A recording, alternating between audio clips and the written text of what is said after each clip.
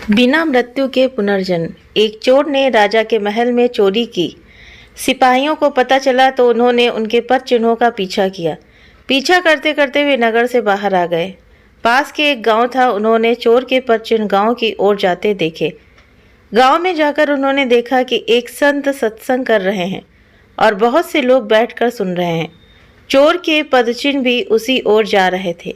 सिपाहियों को संदेह हुआ कि चोर भी सत्संग में लोगों के बीच बैठा होगा। वे वहीं खड़े रहकर उसका इंतजार करने लगे।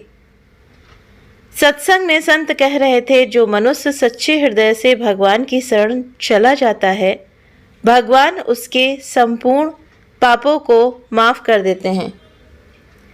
गीता में भगवान ने कहा है, संपूर्ण कर्तव्य कर्मों को त्याग कर तू केवल एक मुझ सर्वशक्तिमान सर्वाधार परमेश्वर की ही शरण में आ जा।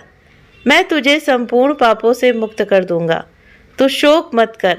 वाल्मीकि रामायण में आता है, जो एक बार भी मेरी शरण में आकर मैं तुम्हारा हूँ ऐसा कहकर रक्षा की याचना करता है, उसे मैं संपूर्ण प्राणियों से अभय कर देता हूँ। यह मेरा व्रत है। इसकी व्याख्या करते हुए संत श्री ने कहा, जो भगवान का हो गया उसका मानो दूसरा जन्म हो गया। अब वो पापी नहीं रहा, साधु हो गया। अगर कोई दुराचारी से दुराचारी भी अनन्य भक्त होकर मेरा भजन करता है तो उसको साधु ही मानना चाहिए, कारण कि उसने बहुत अच्छी तरह से निश्चय कर लिया है कि परमेश्वर के भजन के समान अन्य कुछ भी नहीं है। चोर वहीं बैठा सब सुन रहा था। उस पर सत्संग की बातों का बहुत असर पड़ा। उसने वहीं बैठे बैठे ये दृढ़ निश्चय कर लिया कि अभी से मैं भगवान की शरण लेता हूँ। अब मैं कभी चोरी नहीं करूँगा। मैं भगवान का हो गया। सत्संग समाप्त हुआ। लोग उठकर बाहर जाने लगे। बाहर राजा के सिपाही चोर की तलाश में थे। चोर बाहर निकला तो सिपाहियों ने उसके पद चिन्हों को पहचान लिया और उसको पकड़ के राजा के सामने पेश कर दिया। राजा ने चोर से पूछा, इस महल में तुम्ही ने चोरी की है ना?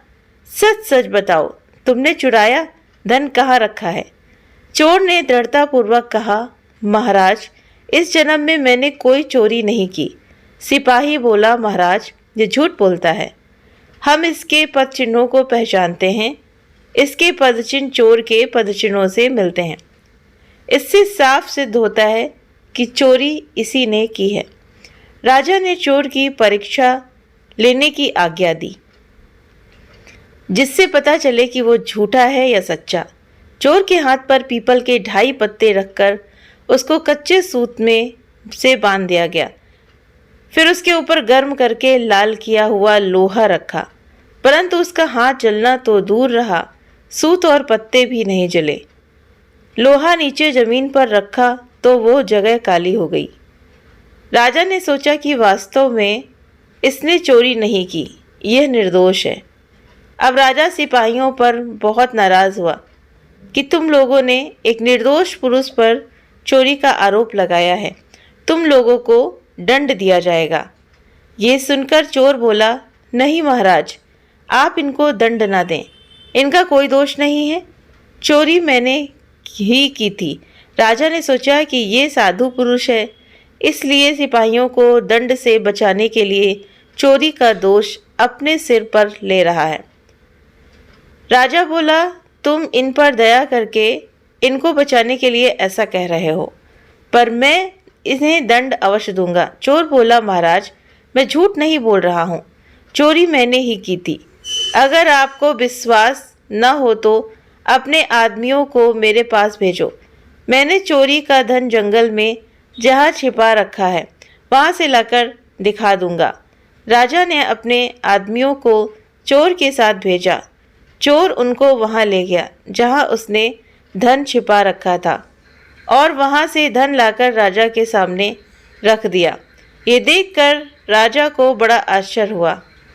राजा बोला, अगर तुमने ही चोरी की थी तो परीक्षा करने पर तुम्हारा हाथ क्यों नहीं जला? तुम्हारा हाथ भी नहीं जला और तुमने चोरी का धन भी लाकर दे दिया। ये बात हमारी समझ में नहीं आ रही है, ठीक ठीक बताओ बात क्या है। तो फिर उसके बाद चोर बोला, महाराज मैंने चोरी करने के बाद धन को जंगल में छिपा दिया और गांव में चला गया। वहाँ एक जगह सत्संग हो रहा था, मैं वहाँ जाकर लोगों के बीच बैठ गया। सत्संग में मैंने सुना कि जो भगवान की शरण लेकर पुनः पाप न करने का निश्चय कर लेता है, उसको भगवान सब पापों से मुक्त कर देते हैं, उसका नया जन्म हो जाता है। इस बात का मुझ पर असर पड़ा और मैंने दृढ़ निश्चय कर लिया कि अब मैं कभी चोरी नहीं करूँगा। अब मैं भगवान का हो गया, इसलिए तब से मेरा नया जन्म हो गया। इस जन्म में मैंने कोई चोरी नहीं की, इसलिए मेरा हाथ नहीं जला। आपके महल में मैंने जो चोरी की थी वो तो पिछले जन्म में की थी। कैसा दिव्य प्रभाव है सत्संग का। मात्र कुछ क्षण के सत्संग ने चोर का जीवन ही पलट दिया। उसे सही समझ देकर पुणात्मा धर्मात्मा बना दिया। चोर सत्संग वचनों में दृढ़ निष्ठा से कठोर परीक्षा में भी सफल हो गया और उसका जीवन बदल गया। राजा उससे प्रभावित हुआ, प्रजा ने भी वो सम्मानित हुआ और प्रभु के रास्ते चलकर प्रभु कृपा से उसने परम पद को भी पा लिया। सत्संग पापी से पापी व्यक्ति को भी पुण्यात्मा बना देता है। जीवन में सत्संग नहीं होगा तो आदमी कुसंग जरूर करेगा।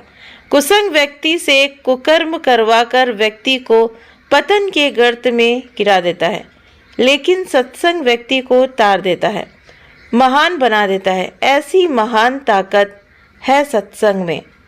तो सत्संग में बहुत ज़्यादा ताकत है। संतों के संग से सखियों किस्मत की जो रेख होती है, मत्थक रेख मिटाए जाते हैं। तो सत्संग का ये प्रभाव होता है। जैसे उस चोर ने एक वचन सुना और उसने अपने जीवन में लगाया तो उसका पूरा जीवन ही पलट गया, वरना वो चोरी करता था।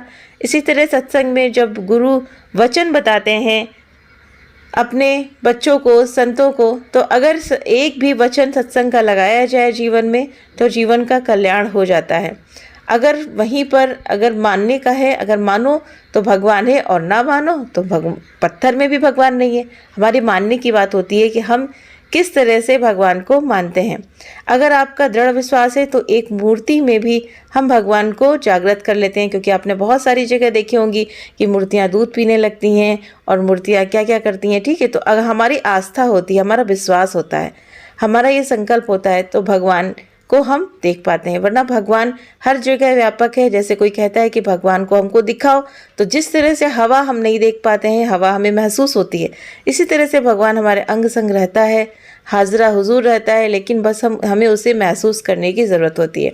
तो सत्संग का जो फल है वो बहुत ही ज़्यादा बड़ा होता है। तो इसलिए कहते हैं कि एक वचन भी अगर जीवन में लगाया सत्संग का तो हमारे जीवन का कल्याण है। उम्मीद करते हैं आज का ये कहानी आप सभी को बहुत ज़्यादा पसंद आई होगी। वीडियो अगर पसंद आता है तो वीडियो को लाइक करना ना भूलें। चैनल पर पहली बार हैं तो प्लीज़ सब्सक्राइब करके ज़रूर से ज़रूर जाइए और आप बेल आइकन को भी ज़रूर से ज़रूर प्रेस करिए ताकि सभी नोटिफिकेशंस आपको मिल सकें। आप अपने कमेंट्स भी करके ज़रूर बताएं कि आपको ये कहानी, ये संवाद कैसा लगा। आप अपने कमेंट्स करके ज़रूर से ज़रूर बताएं। आप वीडियो देखते हैं इसके लिए थैंक यू।